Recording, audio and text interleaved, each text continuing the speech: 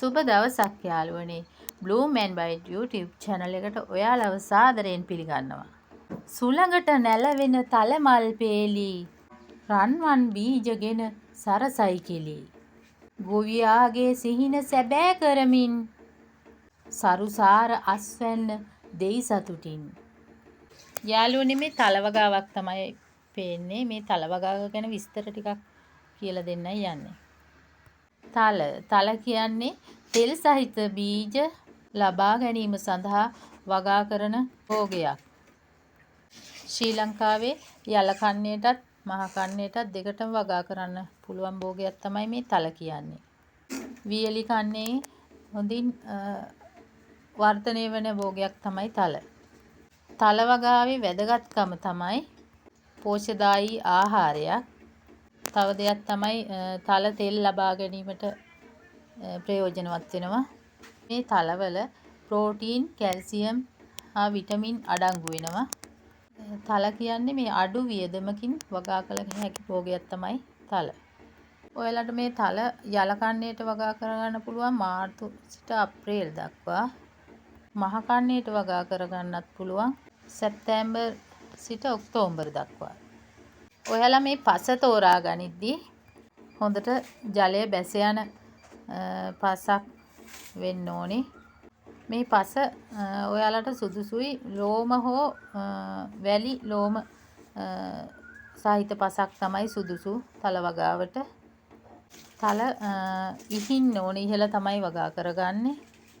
මේ තලවල අස්වනු නෙලීම දින 80කින් 80ත් 100ත් අතර කාලයෙන් අස්වනු නෙලා ගන්න පුළුවන්.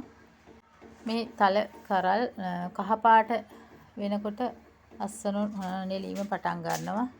ඊට පස්සේ වියලා බීජ වෙන් කරලා ගන්නවා. තල ගැන පොඩි හැඳින්වීමක් කරන්නම්. තල කියන්නේ කෙටි කාලයකින් අස්වැන්න ලබා දෙන තෙල් සහිත බීජ නිපදවන වැදගත් වාණිජ භෝගයක්. ශ්‍රී ලංකාවේ වියලි හා අතරමැද කලාපවල සාර්ථකව වගා කරන්න පුළුවන්. හොඳ පෝෂ්‍යදායී ආහාරයක් තමයි මේ තල කියන්නේ. ඔයාලත් මේ තල වගාවක් ආරම්භ කරන්න. වෙළඳ පොලේ හොඳ ඉල්ලුමක් තියෙනවා. හොඳ මිලක් තියෙනවා. තල වගා කරලා ලොකු ආදායමකට යන්න පුළුවන්. පසෙහි තැන්පත් කළ පුංචි බීජයක් කාලයත් සමග ජීවය ලැබූ අරුම පුදුම සිහිනයක්.